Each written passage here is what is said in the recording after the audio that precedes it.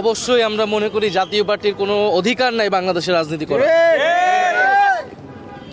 ঘোষণাপত্র সহ অন্তর্বর্তী সরকার বিভিন্ন জায়গায় বলেছে 3টি নির্বাচন অবৈধ। ফলে এই 3টি নির্বাচনকে বারবার বৈধতা দিয়েছে কারা? জাতীয় পার্টি। এই ফ্যাসিবাদকে টিকিয়ে রাখতে সহায়তা করেছে জাতীয় পার্টি। বাংলাদেশের জনগণের বিপক্ষে অবস্থান নিয়েছে তারা। ফলে কোন বিবেচনায় তারা আর এই বাংলাদেশের রাজনীতি করবে? জাতীয় নাগরিক পার্টির আহ্বায়ক নাহিদ ইসলাম বলেছেন, জাতীয় পার্টির আর বাংলাদেশের রাজনীতি করার কোনো নৈতিক অধিকার নেই। রোববার 31 আগস্ট রাত 11টার দিকে ঢাকা মেডিকেল কলেজ হাসপাতালে গণ অধিকার পরিষদের সভাপতি নুরুল হক নূরকে দেখতে গিয়ে তিনি এসব কথা বলেন। নাহিদ ইসলাম বলেন, ঘোষণাপত্রে অন্তর্বর্তীকালীন সরকারের কথা বলা হয়েছে এবং 3টি জাতীয় নির্বাচনকে অবৈধ ঘোষণা করা হয়েছে, কিন্তু এই অবৈধ নির্বাচনগুলোকে বারবার বৈধতা দিয়েছে জাতীয় পার্টি। তারা ফ্যাসিবাদকে রক্ষা ও টিকিয়ে রাখতে ভূমিকা রেখেছে।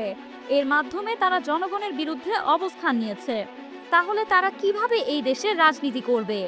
তিনি আরো বলেন, জুলাইয়ের গণ অভ্যুত্থানের পর আমরা এখন এমন একটি পরিস্থিতির মুখোমুখি হব তা কল্পনাও করিনি। এটি শুধু দুঃখজনক নয়, অত্যন্ত উদ্বেগজনকও।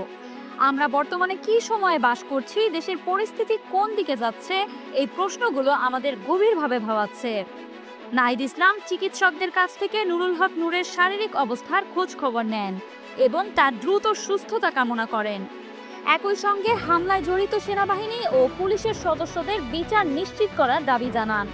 এ সময় এনসিপির সিনিয়র যুগ্ম আহ্বায়ক আরিফুল ইসলাম আদিব, যুগ্ম সদস্য সচিব মশিউর রহমান, জয়নাল আবিদিন শিশির এবং সংগঠক নাহিদ উদ্দিন তারেক সহ অন্য নেতৃবৃন্দ উপস্থিত ছিলেন।